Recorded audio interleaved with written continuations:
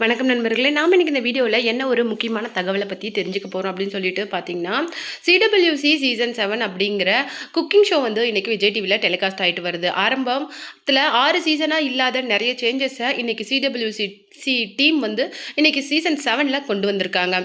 இது வரைக்கும் இருந்த எல்லா குக் அண்டு கோமாலிஸையும் அதிகபட்சம் மாற்றி இன்னைக்கு வேறு மாதிரி ஒரு பரிணாமத்தில் இன்னைக்கு சீசன் 7 வந்து இருக்குது. அது மட்டும் இல்லாமல் ஜட்ஜஸும் நம்ம ஆக்டர் ரோஜா மேமை இன்ட்ரடியூஸ் பண்ணியிருக்காங்க. அந்த வகையில் சீசன் 7 வந்து மிகுந்த வரவேற்புக்கு இடையில் ரசிகர்கள் மத்தியில் லான்ச் பண்ணப்பட்டது. ஆனால் எதிர்பார்த்த அளவுக்கு வந்து சீசன் 7 வந்து போகலை. அதுக்கு ஒரு முக்கியமான காரணமாக ரசிகர்கள் எதிர்பார்த்த அளவுக்கு பழைய கோமாளிகள் இடம்பெறாதது. அது மட்டும் இல்லாமல் நம்ம ரக்ஷன் வந்து ரீப்ளேஸ் பண்ணிவிட்டு மாகாப்பாவையும் ஜோயாவையும் ஆங்கரிங்க்கு போட்டது அப்படின்னு சொல்லிட்டு நிறைய சேஞ்சஸ் பண்ணதுனால மேபி ரசிகர்கள்கிட்ட அந்த அளவுக்கு வரவேற்பு இல்லாமல் போச்சு. குக் வித் கோமாளியை விட டாப் குக்கு டூப் குக்கு அப்படின்னு சொல்லிட்டு சன் டிவியில் ஒளிபரப்பாயிட்டு வர அந்த குக்கிங் ஷோ வந்து இன்னும் அதிகமான ரேட்டிங்ஸோட டிஆர்பியில் இன்னும் அதிகமான இடத்த பிடிச்சிருக்கு. அதில் முக்கியமாக செஃப் வெங்கடேஷ் பட் வந்து குக் வித் கோமாளி அப்படிங்கிற ரியாலிட்டி ஷோவில் இருந்து டாப் குக்கு டூப் குக்குக்கு போயிருக்காரு அப்படின்னு சொல்லிட்டு நமக்கு நல்லாவே தெரியும். அது மட்டும் இல்லாமல் சிவாங்கி தான் டாப் குக்கு டூப் குக்கோட ஆங்கரிங்காக பண்ணிட்டு இருக்காங்க அப்படிங்கிற விஷயமும் நிறைய பேருக்கு தெரியாது.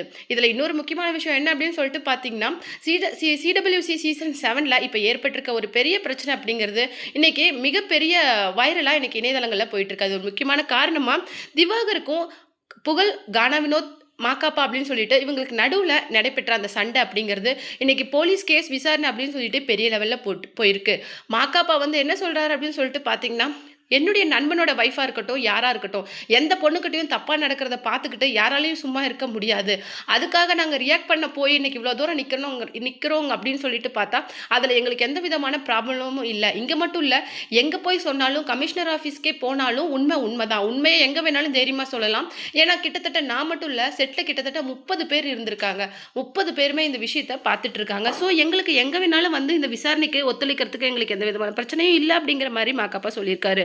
நாம இந்த வீடியோவில் என்ன ஒரு முக்கியமான விஷயத்தை பற்றி பேச போகிறோம் அப்படின்னு சொல்லிட்டு பார்த்தீங்கன்னா, கானா வினோதோட வைஃபான பாக்யா வந்து இந்த விஷயத்துக்கு ரியாக்ட் பண்ணி அங்கே நடந்த விஷயத்தை கிளாரிஃபை பண்ணி பேசியிருக்காங்க. அதை தான் நாம இந்த வீடியோவில் டீட்டெயிலாக பார்க்க போகிறோம். வீடியோக்குள்ளே போகிறதுக்கு முன்னாடி நீங்கள் நம்ம சிபி ட்ரெண்டிங் புதியவராக இருந்தால் மறக்காம நம்ம சேனலை சப்ஸ்கிரைப் பண்ணி ஃபாலோ பண்ணிக்கோங்க.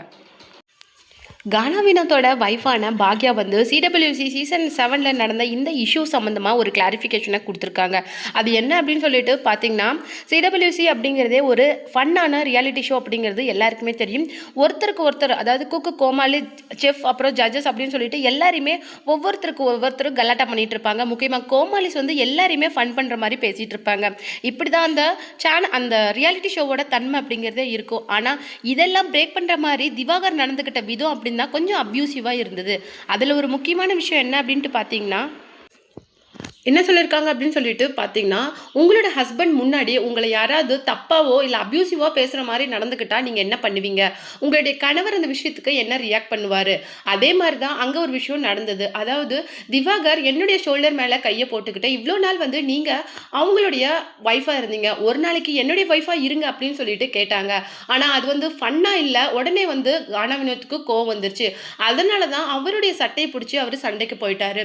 இதை பார்த்துட்டு இது இங்கே ஏதோ நடக்குது அப்படின்னு சொல்லிட்டு புகழ் அண்ணாவும் மாக்காப்பா அண்ணாவும் இந்த விஷயத்தை வந்து கேட்டு பண்ணினாங்க. ஆனால் திவாகர் என்ன பண்ணியிருக்காரு அப்படின்னு சொல்லிட்டு பார்த்தீங்கன்னா, என்ன மட்டும் இல்லை, அங்கே இருக்கிற புகழையும் சரி மாக்காப்பாவையும் சரி என்ன சொன்னார் அப்படின்னு சொல்லிட்டு பார்த்தீங்கன்னா, ஆரம்பத்துலேருந்தே இந்த ஷோக்கு நான் வரது உங்களுக்கு பிடிக்கல, எப்போ ஏதாவது ஒரு ப்ராப்ளம் நினைக்கும் என்னை இங்கேருந்தும் எவிக்ட் பண்ணலாம் அப்படின்னு சொல்லிட்டு தான் நீங்கள் வெயிட் பண்ணிட்டு இருக்கீங்க.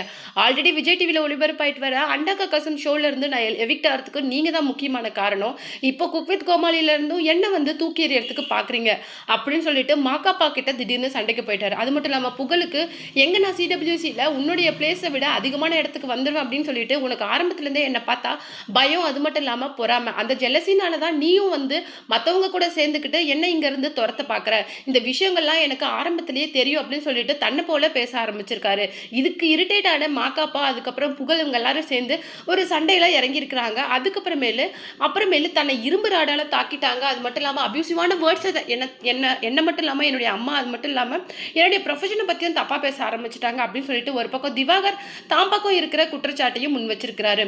இந்த மாதிரி நிலையில தான் இன்னைக்கு சித்திரை 1 அந்த தமிழ் புத்தாண்டு அப்போ விசாரணைக்காக பாக்யா மட்டும் கிடையாது, அவருடைய ஹஸ்பண்ட் கானா வினோத் புகழ் மற்றும் மாக்காப்பா எல்லாருமே ஆஜராயிருக்காங்க. பாக்யா வந்து ரொம்ப ஏர்லியராவே கிளம்பி போயிட்டாங்க. அது மட்டும் இல்லாம, அங்க இருக்கிற அந்த மீடியாவுக்கு பதில் சொன்ன கானா வினோத்தா இருக்கட்டும், மாக்காப்பா இருக்கட்டும் ரொம்ப கோவப்பட்டு பேசியிருந்தாரு. என்ன குடிகாரன் அப்படின்னு சொல்லிட்டு சொல்றாருல்ல, அது வந்து ஓகே.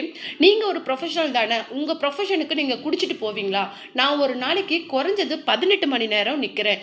ஒரு குடிகாரனால ஸ்டடியா 18 மணி நேரம் நிக்க முடியுமா? இங்க மட்டும் இல்ல சார். நான் பிஹேவியர்ஸ் கலாட்டா அப்படின்னு சொல்லிட்டு ஏகப்பட்ட ஷோஸ வந்து ஹோஸ்ட் பண்ணி தந்துட்டு இருக்கேன். அப்படி நான் குடிகாரனா இருந்தா என்னால ஒரு ப்ரொஃபஷன்ல கிட்டத்தட்ட இந்த மாதிரி 6 to 7 இயர்ஸ் வந்து இன்னைக்கு சர்வே பண்ண முடியுமா அப்படின்னு சொல்லிட்டு கோவப்பட்டு கேட்டிருக்காங்க. அதுக்காக புகழ் என்ன சொல்லியிருக்காரு அப்படின்னு சொல்லிட்டு பார்த்தீங்கன்னா, அவர் அந்த மாதிரி கேட்கலன்னா நீங்க டென்ஷன் ஆகாதீங்க அப்படிங்கிற மாதிரி சொல்லியிருக்காங்க. அதுக்கு மட்டும் இல்ல புகழ் அதுக்கு என்ன சொல்லியிருக்காரு அப்படின்னு சொல்லிட்டு பார்த்தீங்கன்னா, சூர்யா சார் எவ்வளோ பெரிய லெஜெண்ட். அவர் தான் தனக்கு போட்டி அப்படின்னு சொல்லிட்டு பைத்தியக்கார மாதிரி இந்த ஆள் சொல்லிட்டு இருக்காங்க. ஆனா நீங்க தான் இன்னைக்கு இந்த மீடியா தான் இன்னைக்கு இப்படி ஒண்ணுமே இல்லாத ஒரு பர்சனை இன்னைக்கு இவ்வளோ பெரிய ஹைப் கொடுத்து ஒரு பெரிய ஆளா கொண்டு வந்து வச்சிருக்கிறீங்க அப்படின்னு சொல்லியிருக்காங்க. இன்னைக்கு டேலண்டோட திறமையோட வாய்ப்பு இல்லாம இன்னைக்கு எத்தனை பேர் இருக்கிறாங்க. வாய்ப்பு அப்படிங்கிறது அவ்வளோ சீக்கிரம் யாருக்கும் கிடைச்சிடாது. ஆனா இந்த மாதிரி ஆளுங்கெல்லாம் இந்த மாதிரி ஒரு தேவையில்லாம கண்டென்ட்டை யூஸ் பண்ணி இன்னைக்கு பெரிய ஆளா வந்துடுறாங்க. ஒண்ணுமே இல்லாதவன் இன்னைக்கு இவ்வளோ பெரிய ஆளா வந்துட்டு போடுற விஷயம் இருக்குது. அது அளவுக்கு அதிகமா இருக்குது அப்படிங்கிற மாதிரி சொல்லியிருக்காரு. அது மட்டும் கிடையாது. புகழ் இதுக்கு என்ன சொல்லியிருக்காரு அப்படின்னு சொல்லிட்டு பார்த்தீங்கன்னா, தயவுசெய்து இந்த மாதிரி ஆட்களை என்கரேஜ் பண்ணாதீங்க. இவங்க வந்து சொசைட்டிக்கே ஒரு பெரிய என்ன கேட்டா ஒரு வார்ம் மாரி அப்படிங்கிற மாரி சொல்லியிருக்காரு. அது மட்டும் இல்லாம மாக்காப்பா என்ன சொல்லியிருக்காரு அப்படின்னு சொல்லிட்டு பார்த்தீங்கன்னா, இன்னைக்கு வந்து விசாரணை அப்படிங்கிறது முடிஞ்சிருச்சு சார். நாங்க விசாரணை எல்லாம் முடிச்சுட்டு தான் வெளியில வந்து நின்னுட்டுருக்கோம். இங்க இல்ல கமிஷனர் ஆஃபீஸ்க்கே போனாலும் அந்த செட்ல குறைஞ்சது 30 பேர் இருந்தாங்க. 30 பேருமே வந்து சாட்சி சொல்லுவாங்க. அங்க என்ன நடந்தது அப்படின்னு சொல்லிட்டு. இன்னைக்கு வந்து ஃப்ரெண்டோட ஒய்ஃப் தான், தங்கச்சி தான். அது மட்டும் இல்லாம அந்த பொண்ணு இல்லாம வேற எந்த பொண்ணு அந்த மாரி ரொம்ப வல்கரா பேசியிருந்தாலும், நான் வந்து அதுக்காக சப்போர்ட்டிவா தான் நின்றுப்பேன். நான் அப்படிதான் நின்னேன். அதுக்காக இன்னும் எவ்வளோ ஃபேஸ் பண்ணணுமோ நான் ஃபேஸ் பண்ணிக்கிறேன். அதனால எனக்கு எந்த விதமான ப்ராப்ளமும் இல்ல அப்படின்னு சொல்லிட்டு கானா வினோத்காக மாக்காப்பா பேசியிருக்காரு.